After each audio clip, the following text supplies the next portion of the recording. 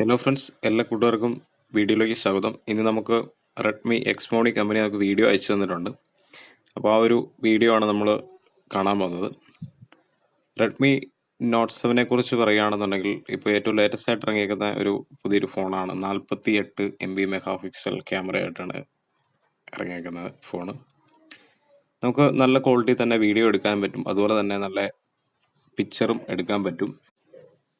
അതുകൂടാതെ തന്നെ 4000 mAh battery ഉണ്ട്. 3GB 4GB 6GB റാമിൽ phone available ആണ്. അത് ഇന്ത്യയിൽ ഇറങ്ങിയിട്ടില്ല.